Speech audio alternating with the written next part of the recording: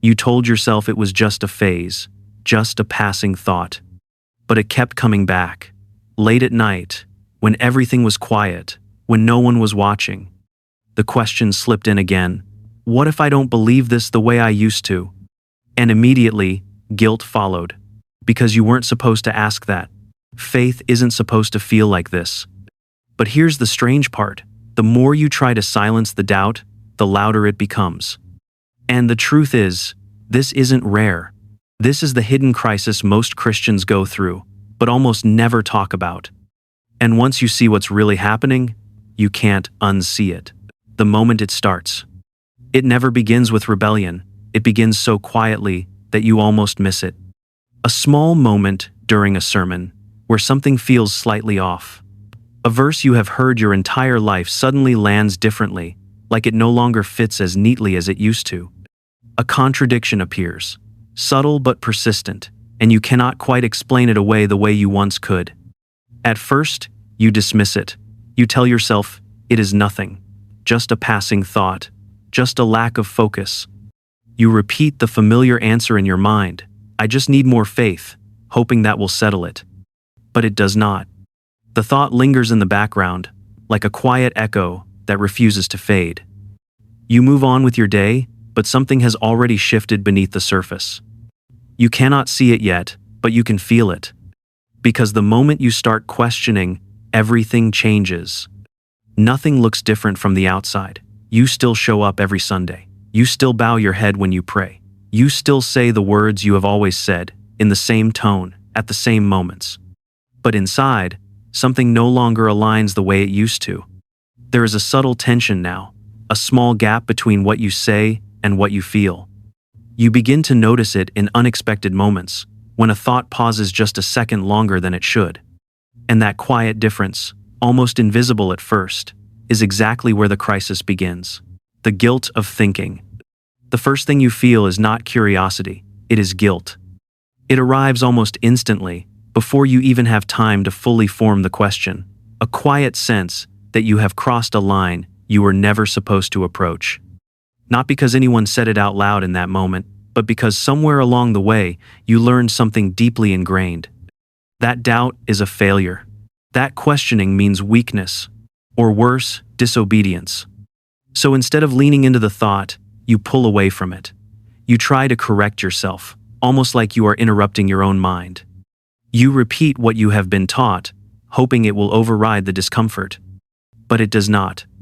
The thought is still there, waiting just beneath the surface, and now it carries something heavier, not just curiosity, but tension, a quiet internal resistance that begins to grow. So you try harder to suppress it, you distract yourself, you pray more, you focus on doing everything right, as if discipline can erase the question itself. But here is the paradox. The more you try not to think about something, the more present it becomes. It lingers in the background of everything you do, shaping your thoughts without permission. Belief starts to feel different, less like something natural, and more like something you have to maintain, like holding your breath without realizing how long you have been doing it. And the longer you hold it, the more pressure builds. What once felt effortless now requires effort. What once felt certain now feels fragile. But this is not the real problem. It is only the surface of something much deeper. Belief as identity. At some point, belief stopped being just belief. It became something much deeper, something woven into the fabric of who you are. It shaped your family life, your relationships, the way you understand right and wrong. It influenced how you see the world and how you see yourself within it. Over time, it stopped feeling like a choice and started feeling like a foundation. Everything rests on it. So when a question appears, it does not feel like simple curiosity. It feels like pressure against that foundation, something pushing from underneath, testing what you thought was solid.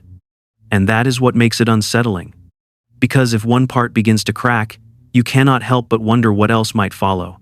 What happens to the structure you have built your life around if the base is no longer stable?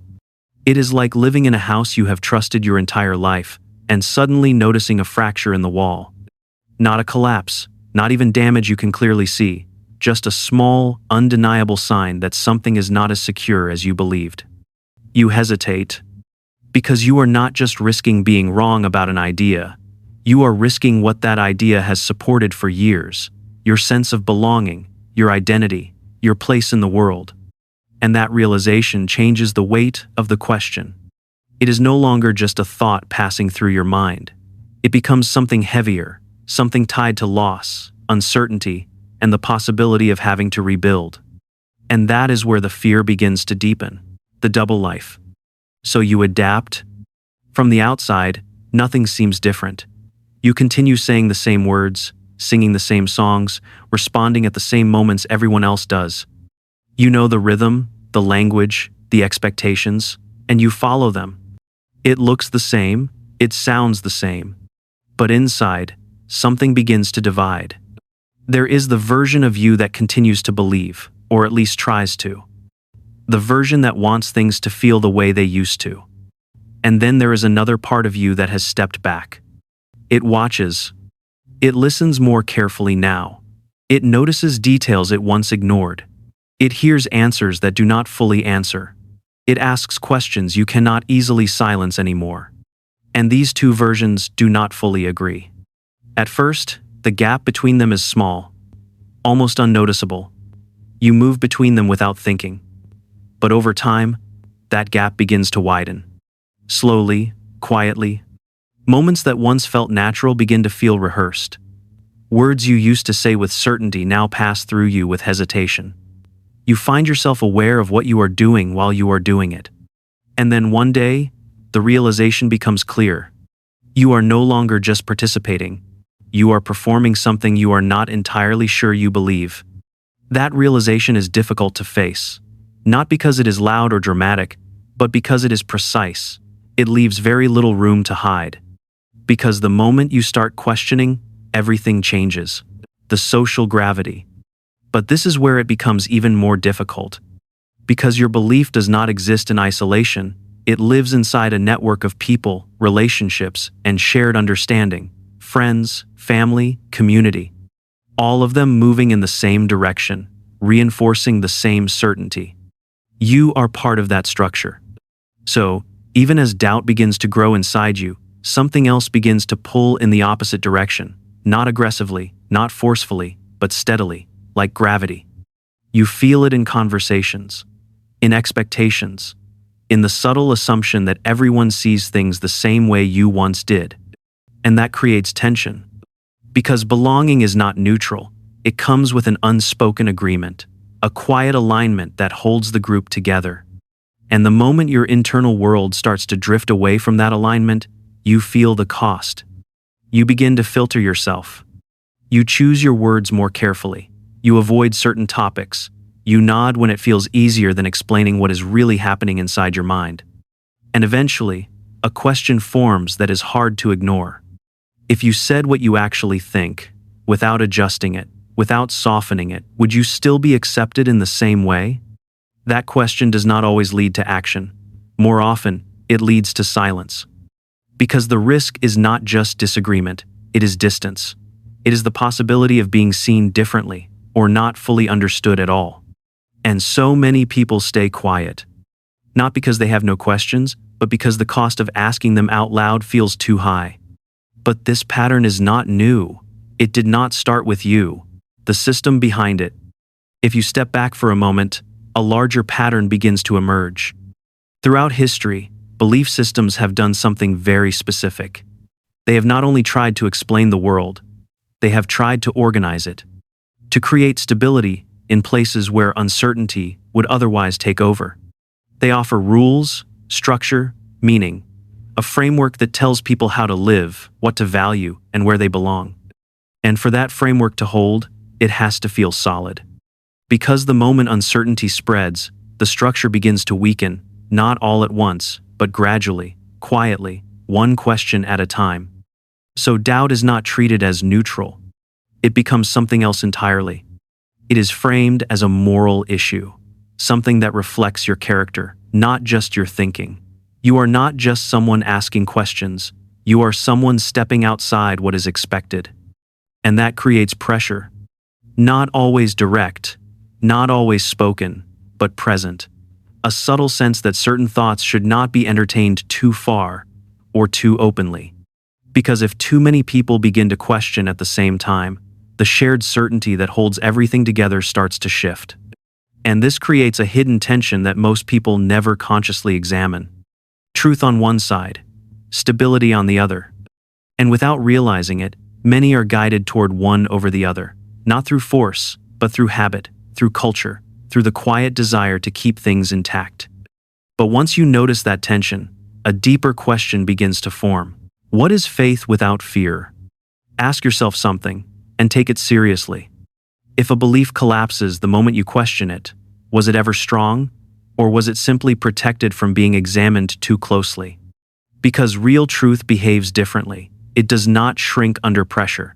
It does not need to be guarded from questions. If anything, it becomes clearer the more you look at it. It invites examination. But belief can change when fear becomes attached to it.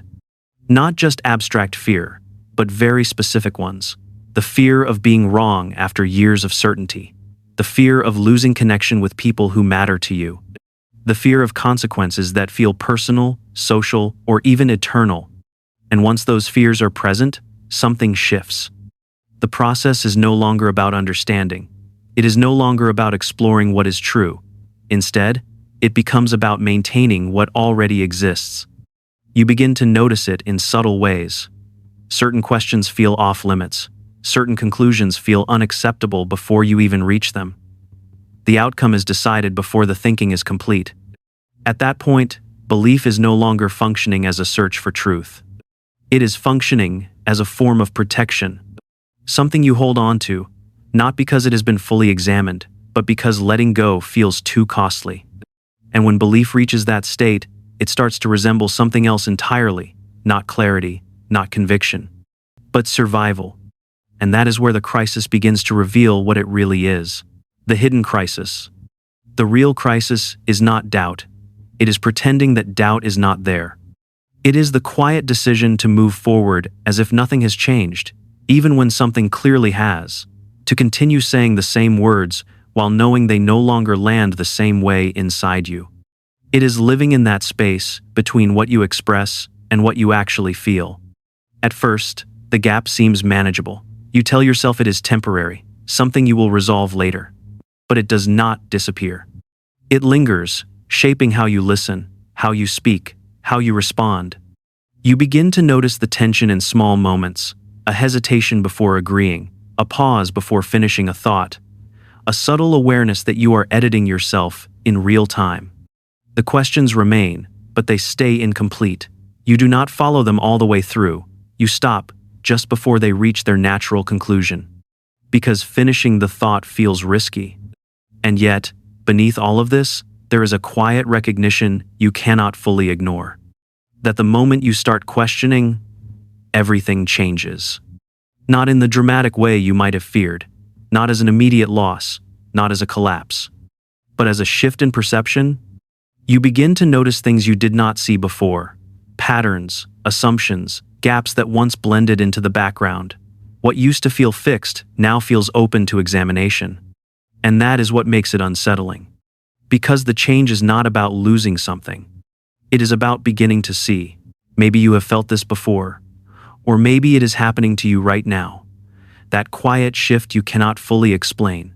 That subtle discomfort that appears when something no longer fits the way it used to. That feeling matters. Because it does not mean something is wrong with you. It means something is changing. You are not failing, and you are not losing your way. You are engaging with something most people spend their lives avoiding. You are thinking. And thinking has always been where transformation begins. Not loud, not dramatic, but slow and precise. One question leading to another. The real question is not whether belief survives questioning. The real question is what kind of belief depends on silence to survive at all. Because truth does not avoid doubt, it becomes clearer through it. And the moment you stop fearing questions is the moment something new becomes possible. If you have experienced this, write, "I started questioning" in the comments.